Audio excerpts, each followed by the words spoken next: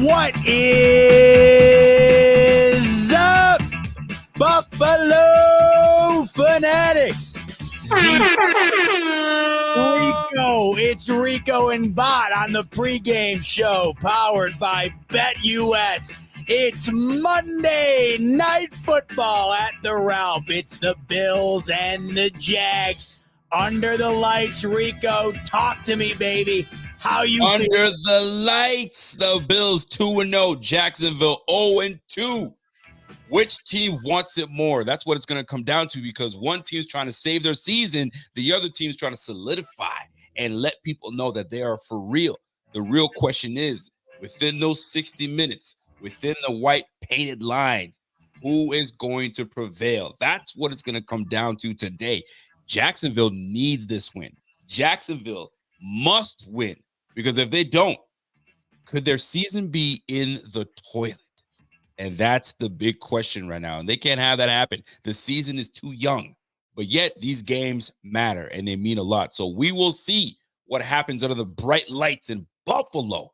Let's go, baby. You better be pumped, because you look like you falling asleep on me right now. Wake your ass up. I think you need to get a new pair of glasses, baby, because I'm pumped up. It might not look like it, but what I was telling you off air, the reason I might not look like my old cheery self right now, I'm a little bit nervous about the spot. We were talking off air, and I was just talking to the folks on the smoke break. A lot of teams went into the weekend, right? 0-2. The Giants, 0-2, 6-point underdog. They wind up winning that game. Broncos, 0-2 against the Bucks, 6-point underdog. End up winning that game. The Ravens, 0-2, go into that game, win that game. The Rams, 0-2, going into the Niners. They win that game. Plenty of teams backed up against the wall this past weekend, Rico, in the same exact spot the Jags were, and they wound up pulling off improbable outcomes. And here we go again. The Jags go in 0-2. They're the underdog. Bills on 11-day rest. It's on the road. I know we talked about it on Friday, but it's true. As cliche as it sounds, the desperation of 0-2, this is essentially a playoff game tonight for Jacksonville. So I'm a bit nervous just because you know how it is Monday night. It throws the vibes off a little bit. It doesn't necessarily feel like game day until all of a sudden it kicks and it's like, oh shit, it is game day. But as soon as we get into it, baby, as soon as that ball gets kicked off, we're all the way in. The Bills tonight, despite the advantage I think that Jacksonville has with the pressure behind them, propelling them, the Bills are at home. The Bills are on 11 days rest, and they're playing some of the best football in the league. What side's going to prevail, Rico? The momentum the Bills have going into this game, or the desperation that Jacksonville has going into this game? It'll meet at a crossroads tonight. And that's the thing, desperation. And in our lives, at some point in our lives, we have come to the point where we came very close to being desperate or flat out desperate. And we did what we needed to do. Maybe not proud of it, but we did what we needed to do to prevail in order to get a W, whether it's a win in life or a win in sports. These Jaguars there's a whole lot riding on the line. Coaching's got to be on point. Penalties got to be down, right? Receivers got to make their plays. Trevor Lawrence has to play out of his mind. The run game has to be great. But there are some things that have been missing on the Jacksonville side. Their big-time corner, I think Tyron Jackson is going to be – Tyron Jackson, I believe, is out. So there are some – they got an O-line that's a little shaky a little bit. So they've allowed Trevor Lawrence to get sacked 7 times so far this year. So there's going to be some questions regarding these Jacksonville Jaguars. And it's really up to the Bills to exploit. That's what the Bills got to do. Exploit. Open the wound even more. Pour the salt down in that wound and take care of business and send these Jacksonville Jaguars back to Duval. Because I don't give a damn what these guys are talking about. We got to come here and protect the dirt is what they say, right? Protect home dirt, protect home field. That old Ray Lewis saying, protect this house. Protect this house. And that's exactly what needs to take place with these Bills today. So here's the thing. What I'm standing out here. We talked about the lines. We talked about how close this game could be. Have the lines changed? I think the last time we spoke, 5.5 was where we were sitting at. Have things changed? Has it wavered? The lines have wavered, Rico. Since we last spoke, the line has dropped a full point. In fact, it's leaning towards dropping 1.5 right now on BetUS.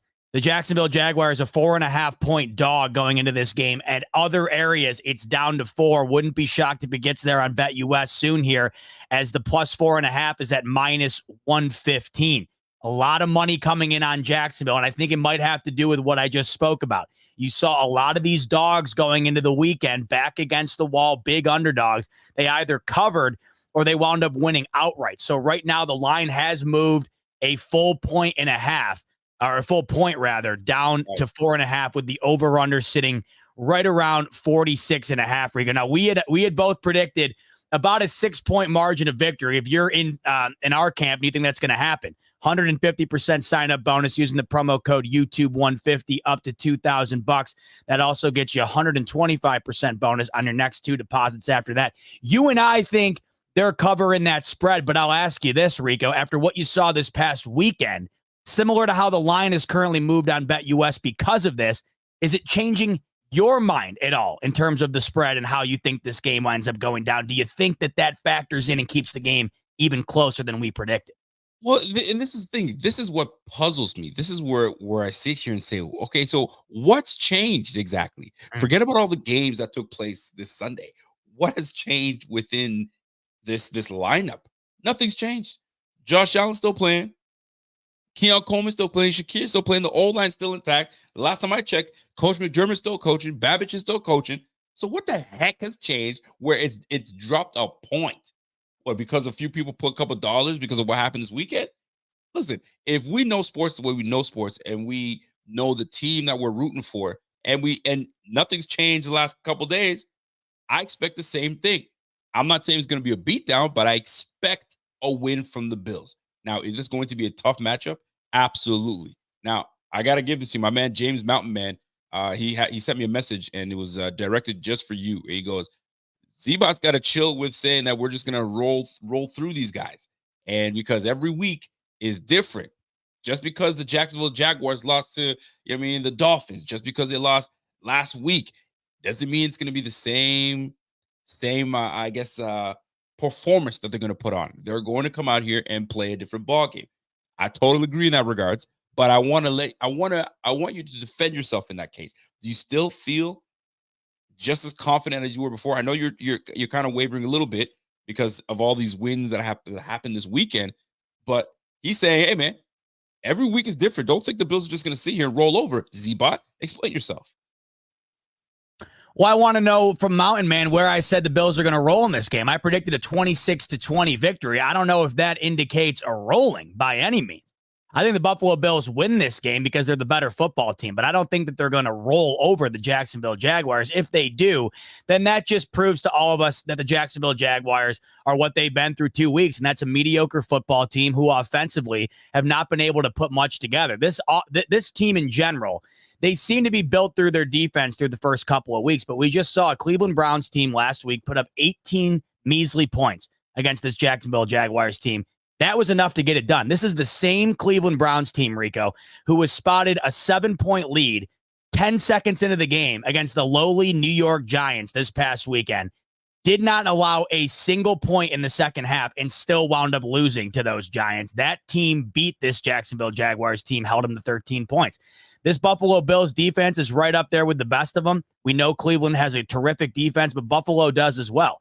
And I look at this game and I think Buffalo defensively, plus what they bring to the table offensively, in conjunction with their play style offensively, and that's running the football and dominating the time of possession, I think that everything in this game favors the Buffalo Bills. Through the first couple of weeks here, if we go and look at the advanced stats, right now the Bills have the second overall most efficient passing offense. Jaguars defensively are ranking in at number 24 when it comes to defending the pass in terms of efficiency.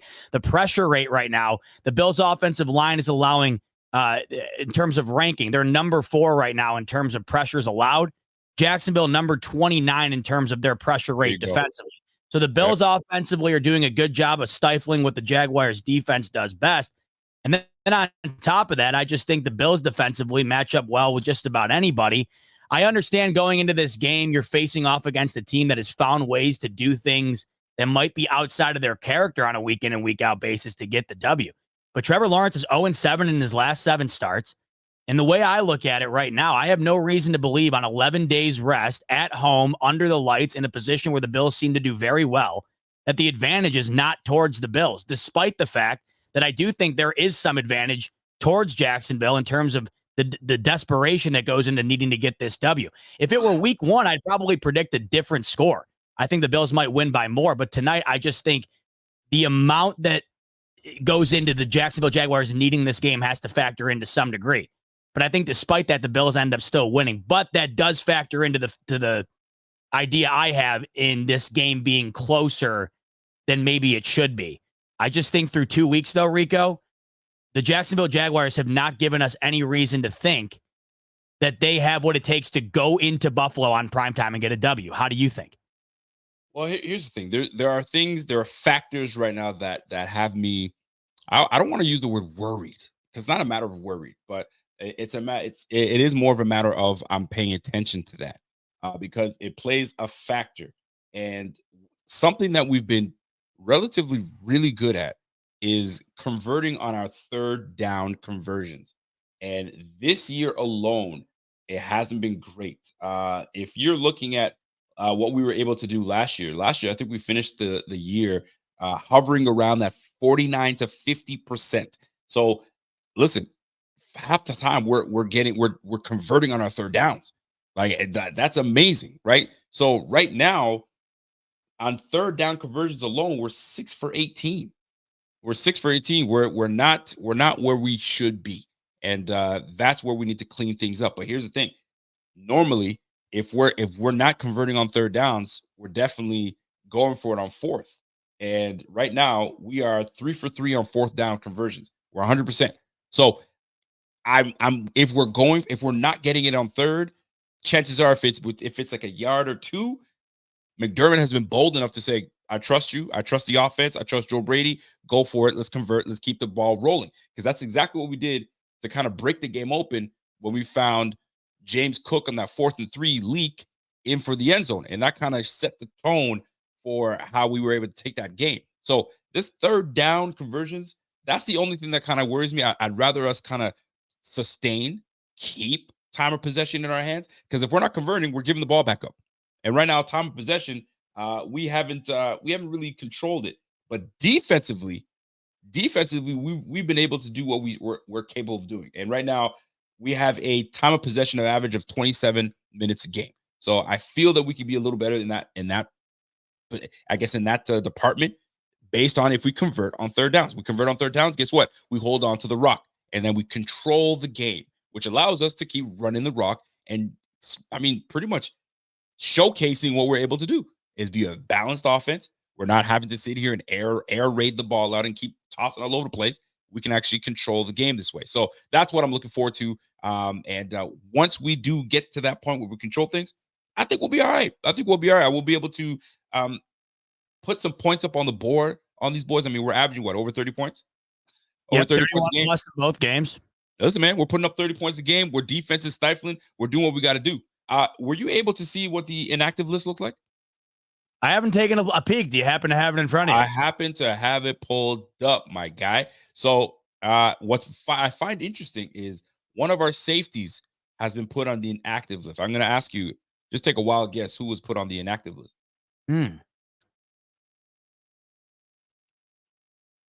Tell me. Let's go. I'm going to tell you right now. Listen, we brought this guy in this offseason, and Mike Edwards will be sitting today. So what does that tell you? If Mike Edwards is sitting, Cole Bishop is going to be getting some playing time today. So I found that very interesting. Although, I mean, these guys, did get a chance to play last, but I like to see a little bit more of Cole Bishop. I want to see him getting some play time and, in with the starting team, right? With obviously Taylor Rapp and DeMar Hamlin, mix it in with those boys. bigger safety. So we put him in the box a little bit. So Travis Etienne and them boys want to try to get that box a little bigger. Evan Ingram could be playing this game. I know that he was iffy and playing. I think he is active. So there will be an Evan Ingram sighting. So we'll see how that all plays out. So Cole Bishop probably will have his hands full with trying to keep up with the likes of Evan Ingram and the rest of the Gabe Davis and them boys, and we'll see. But it's gonna be a fun. This should be a good game because the Jags need this. You saw, listen, if you saw what the Texans look like this past week, you saw what the AFC South looked like. You saw the Colts. The Colts were begging for the Bears to take that game. They both were begging. That game was unreal. Oh my gosh. And Anthony Richardson was just giving the rock to these guys. I know. And the Bears just couldn't do it. The rookie just could not put things together. So interesting to see how this is all going to shake out. But furthermore, not only is Cole Bishop going to be jumping in and actually and partaking in this. Give me 1 sec here. Joe Andreessen will be dressed up, ready to go and partake in the festivities and get onto the field. So big shout out to these boys. I'm looking forward to seeing what they bring to the table. What you got? Thought you were gonna share something with us. Yeah, I was just looking here just to give you an idea what they're going into tonight. The weather has been something that was discussed, and we talked about this past week. I know somebody had something to say to you about the idea of these Buffalo Bills not being a running football team, but tonight would indicate that a running football team would have success in the weather conditions that they're going to be facing. It looks like there's going to be rain all throughout the night, Rico. It's a decent night in terms of the temperature. Right around 69, pause, resume, and in Buffalo this evening with showers. Now, Rico, the Buffalo Bills, despite the fact that there's going to be rain, in my opinion, look at this, and they think, what's the difference? We're going to be doing what we're going to be doing regardless.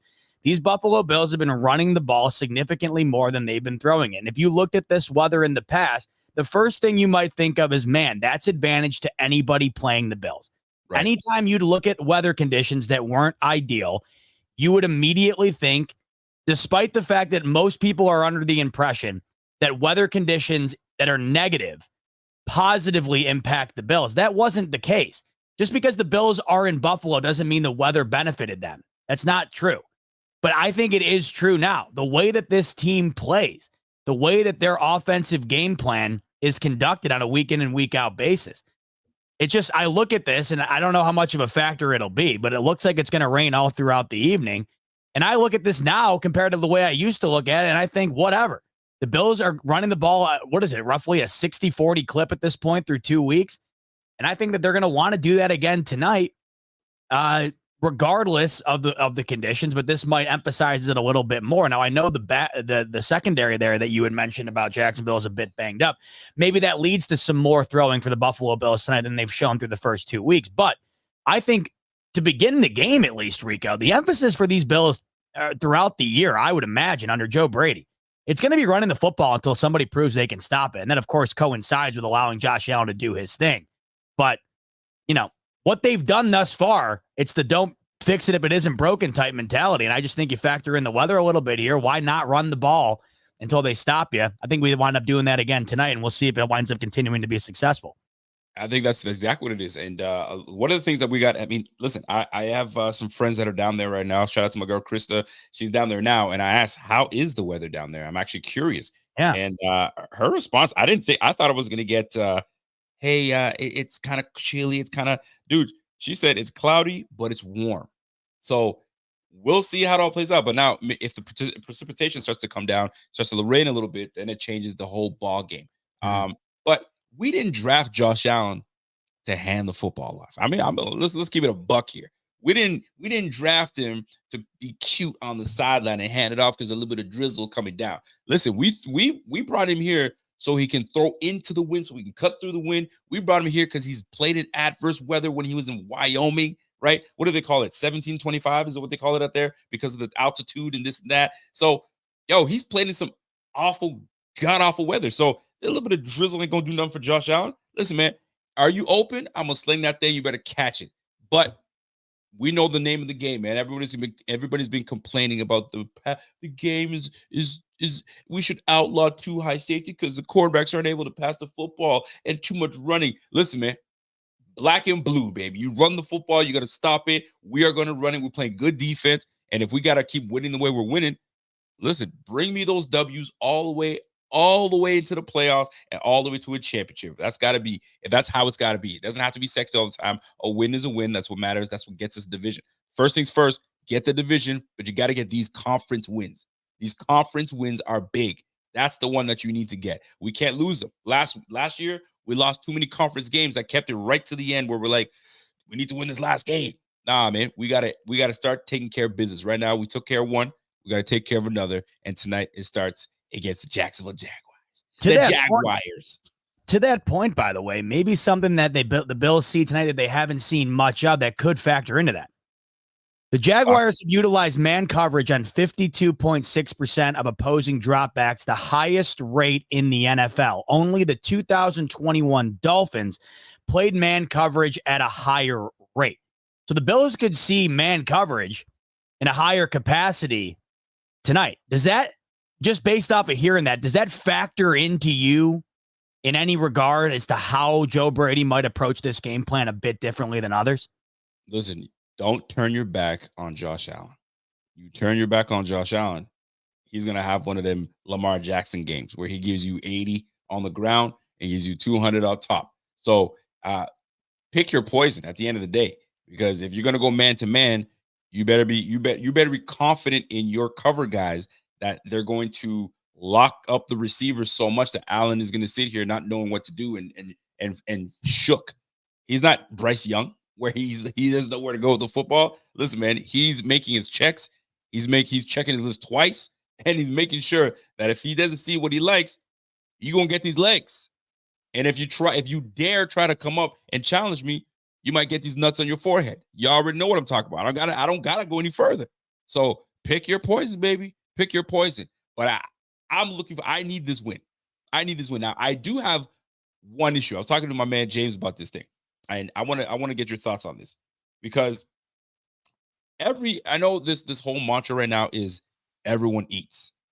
Right? Everyone eats. How long are we going to? And I don't care if it's early. I'm gonna say it with my chest, right?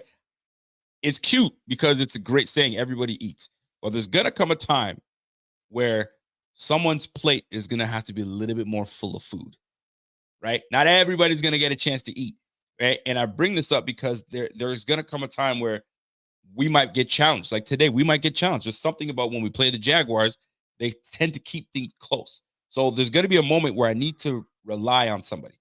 Which one of y'all am I going to be able to rely on? And who's gonna step up to the game and be the guy that when I'm in despair and I need something, who am I going to? We know who it was last year. So this year, who is it going to be? Who's going to be the one to step up? And I know it's easy to say, well, it doesn't have to be anybody to step up.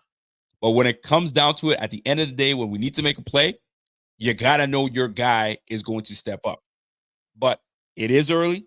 Maybe I'm ahead of it. I'm too ahead of it, but I'm waiting to see who starts to kind of separate themselves as the top dog, because I feel like it's unrealistic to just have everybody eats. It sounds great, but we're gonna need someone to emerge, right? Keon Coleman, maybe it could be him, but right now I'm looking at Shakir. And I'm glad you mentioned that. You know how we've talked about Shakir in his hands? You and I think this has gone without looking at any numbers. Watching Shakir, I don't know what it is. It just feels like he has some of the surest hands in the league. This has been my mindset without looking at any numbers at all. I just had a stat come across the bot news desk, Rico.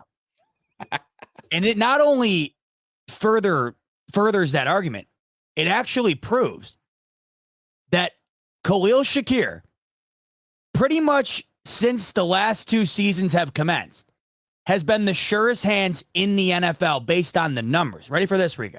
Yeah, give it to me. Khalil Shakir has caught 47 of his 53 targets since the beginning of 2023, resulting in the highest catch rate among any wide receiver over that time span with a minimum of 50 targets. That's 15% higher than his expected catch rate, which is the highest in the NFL. We've been talking about him being the surest hands, not only on the team, but in the league. That stat right there proves it. But not only that, It is felt when Allen needs a big play, and through the first 2 weeks, there hasn't been a ton, but it is felt like when there's a third down or when there's a need for a chunk play, Shakir seems to be the target. When we're talking about the guy that needs to emerge, I think you could argue Shakir has already been the guy that has emerged. Will the amount of opportunity allow him to emerge even further? I think it's going to take a unique setting, Rico, in order for this situation to wind up unfolding. The Bills have not been put into a situation where one guy needs to come and rise above the rest. That hasn't happened yet. I wonder, Rico, when they are faced with it, if we've already been given sort of the slight evidence that Shakir will be that guy. Because let's face it, Rico, that by committee approach that we've been talking about all offseason that they have been going with, the reason they're doing it is because not only is it working, they haven't had to go to one particular guy or another. So tonight, with the highest man usage in the NFL defensively in the Jacksonville Jaguars, is tonight the night, Rico, where a guy has to emerge? If so, will it be Khalil Shakir? Because it's felt like that is the guy that would be the go-to guy in that type of situation. And it should be the guy, right? And if it happens to be, this is the moment. This is great. But aside from Khalil Shakir, because we rely on Khalil Shakir, and I think over the summer we've been talking about, who's gonna have a breakout year? It's gonna be Khalil Shakir. Khalil Shakir's gonna have that breakout year. This is it. This is gonna be the year. And right now he leads our team with receptions. He leads our team with yards. Right. So right now he's our guy at this point. But there's one guy that's been extremely quiet, a little too quiet for my liking, that I'm gonna need like can you clear your throat to allow people to know that you're here present in the room? Do you know who I'm referring to? Because two players could fit that bill, but there's one specific player I'm talking about. Who do you think I'm talking about? I think you're talking about Dalton, and I ain't talking about the Red Rifle. You're talking about Dalton Kincaid. I'm not talking about Dalton Kincaid. Oh, I'm talking about Curtis Samuel. Oh, have we heard and have we seen a splash from Curtis Samuel? Have we seen a target? I think would be the better question.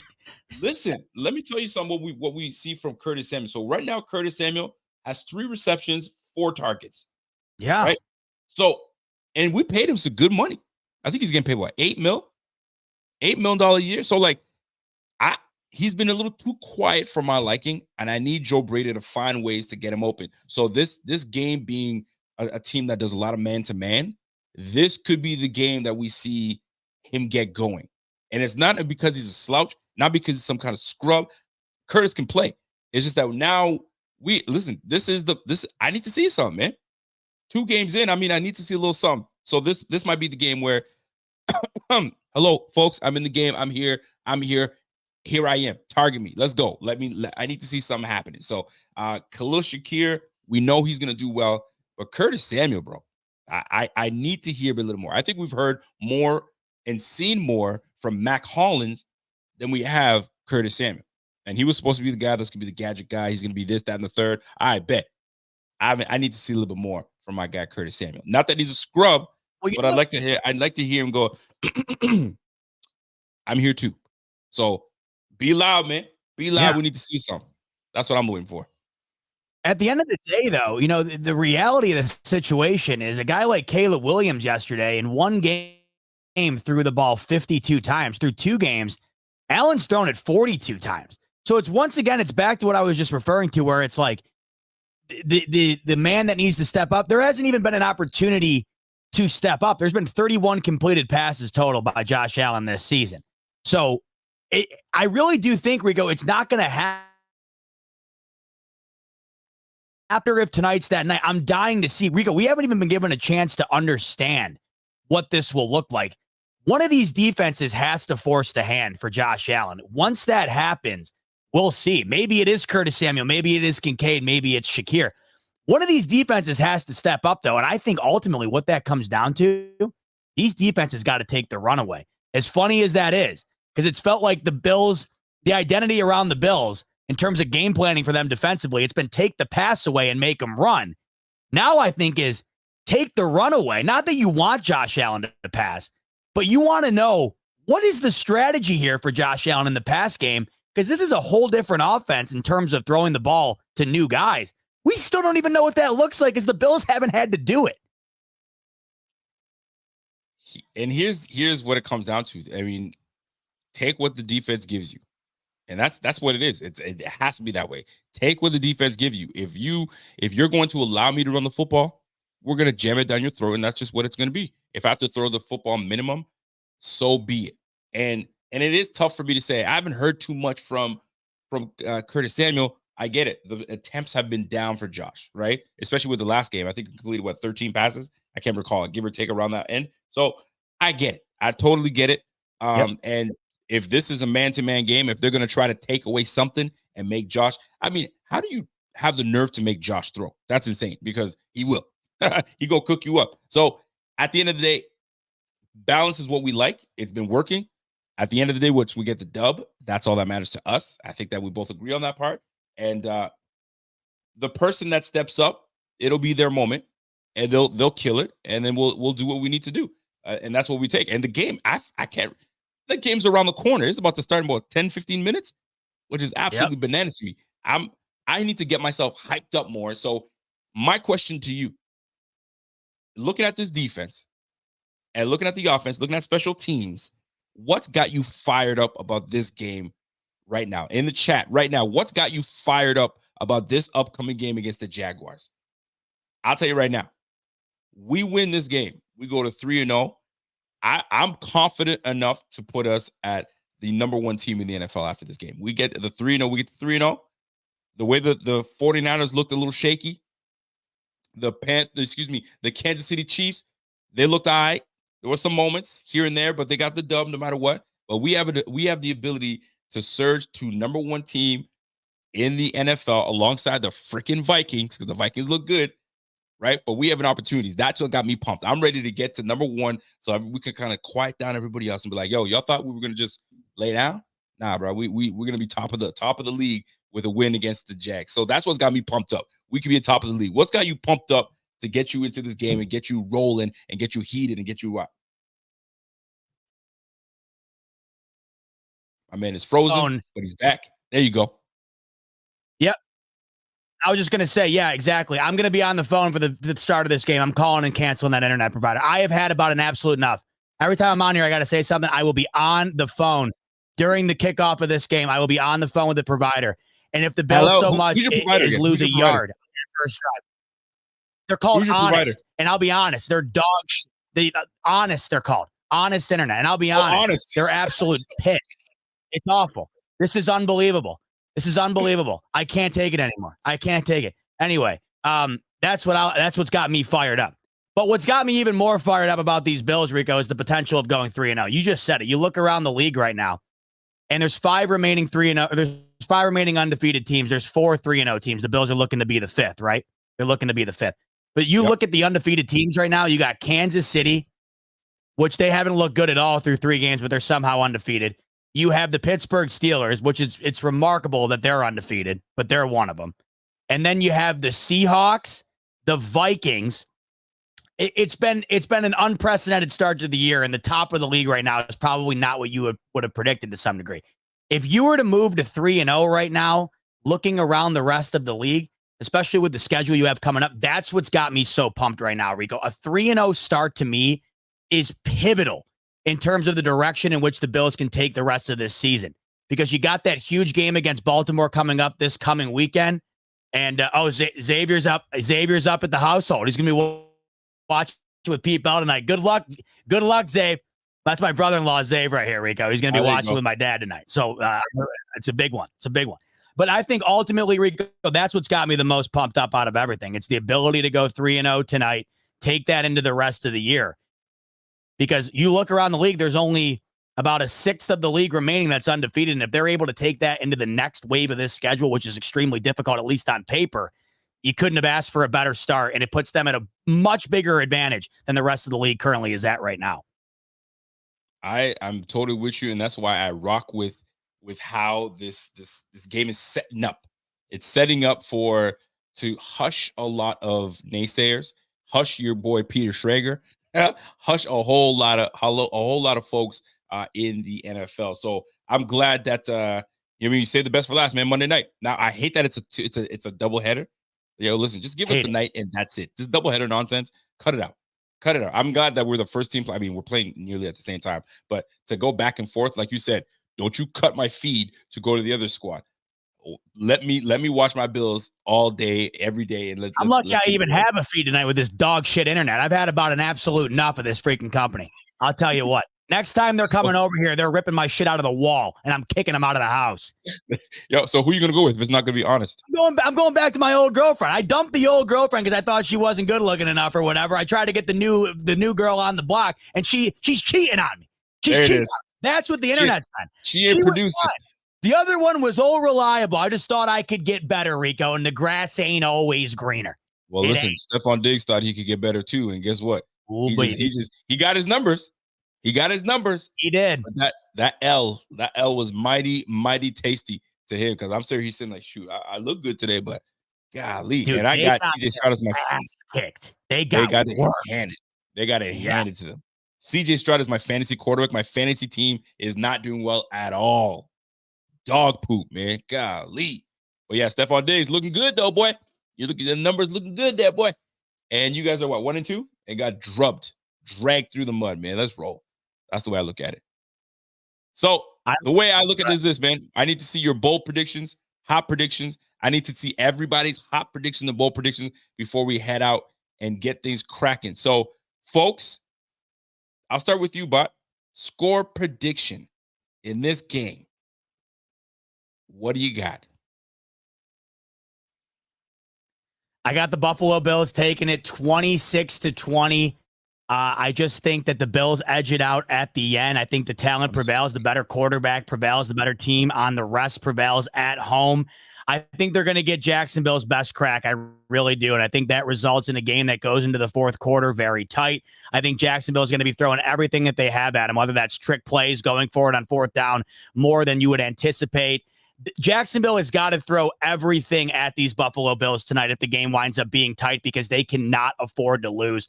I think that winds up resulting in a game closer than advertised.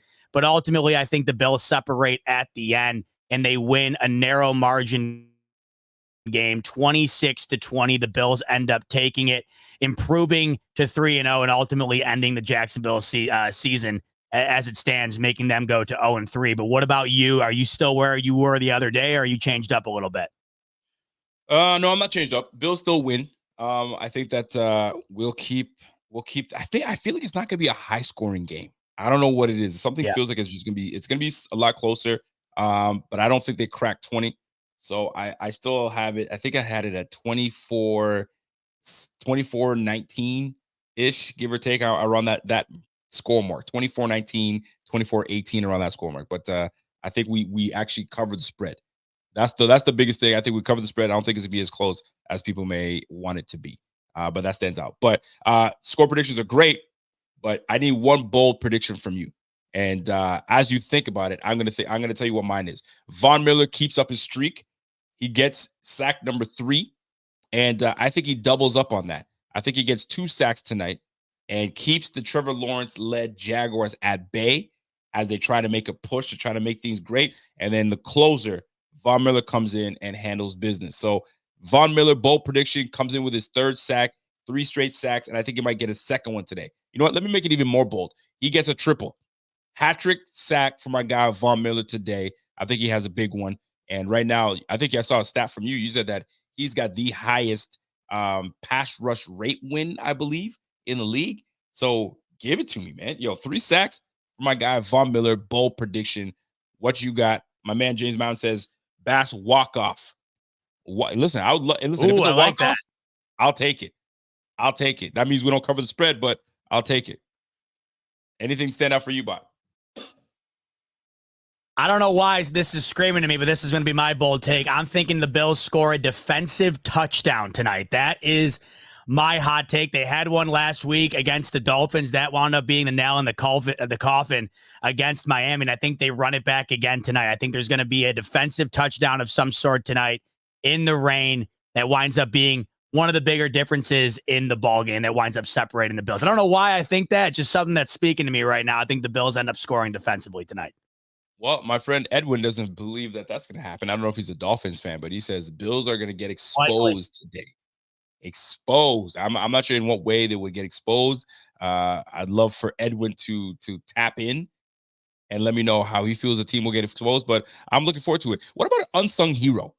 Any unsung heroes that you feel could happen in this game where it's the person that you didn't expect to make a play, and it's a play that they make, crucial one, a game-changing play? Could there be a unsung hero in this game that actually maybe saves the game or just gets us over the edge in this game? That might be a tough one.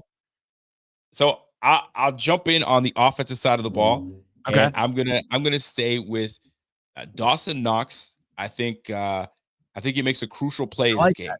right? Because all the other guys will be, occupied, right? James Cook, they already know what time it is with James Cook. Dalton K, they've been doubling Dalton K, so they know he's gonna be a problem. Keon Coleman, I didn't say much about Keon Coleman, but I think Dawson Knox comes in and makes a crucial play today. So unsung hero, I think Dawson Knox might take that title. Not necessarily unsung, but I think compared to what Von Miller and Greg Rousseau have been doing, this might be. I think this is an Ed Oliver night tonight. I think Ed Oliver I gets like in that. there tonight, and we're talking about Ed Oliver tonight more than we wound up talking about Greg Rousseau and and Von Miller. We've been talking about them a lot the last couple of weeks, and it just feels like Ed Oliver's primed to have one of those nights. I think that tonight could be the night for Ed Oliver. I think that front four is going to come in handy this evening against the team in Jacksonville offensively who has struggled putting points up on the board. And get this, Rico, Trevor Lawrence has been sacked on nearly 12% of his dropbacks this season. That's the highest rate in the NFL. He's been sacked 7 times, which is the 4th most in the NFL. But they're allowing pressures more than anybody else in the league right now. So I'm going to use that in conjunction with an Ed Oliver breakout game as one of the biggest difference makers in the ball game tonight. Well, listen, I'm on top of it. I kind of like it, and I'm here for it, folks. Listen, the game is just about to begin. What, in that less than 10 minutes? Right after us, you guys already know what time it is. Our guy Pierre is going to jump on there, and he's going to be ready to get us riled up, ready to go for this game. I'm sure he's going to be ready to go. I'm sure he's going to be screaming today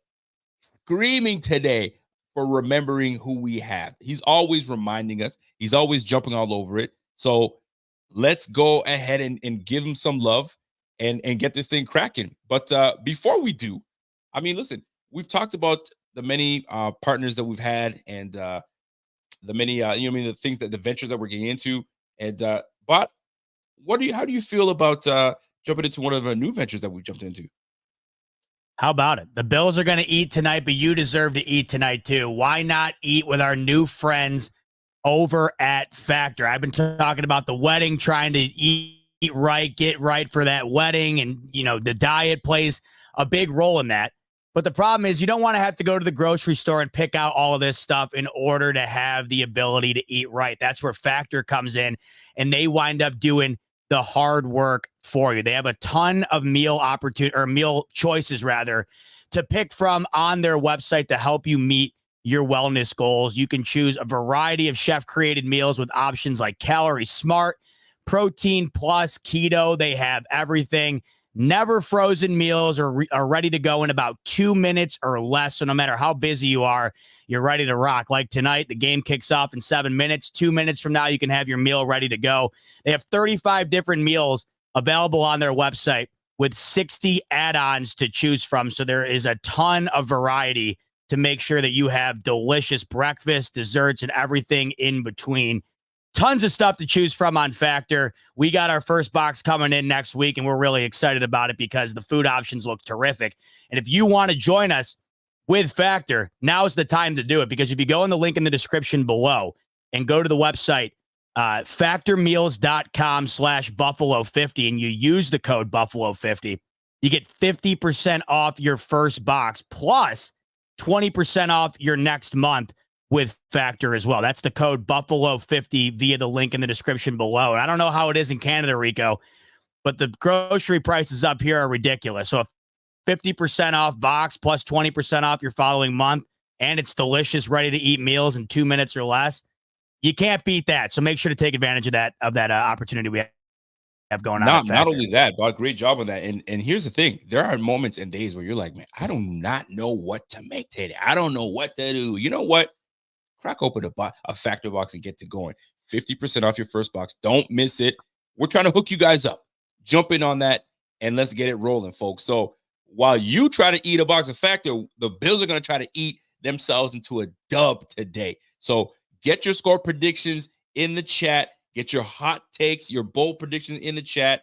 And hopefully by post game, Bot and I will be doing this and dancing it up, because that's the way we like to crack and start our shows, with a little bit of tunes and get into the dub. So, folks, it's game time.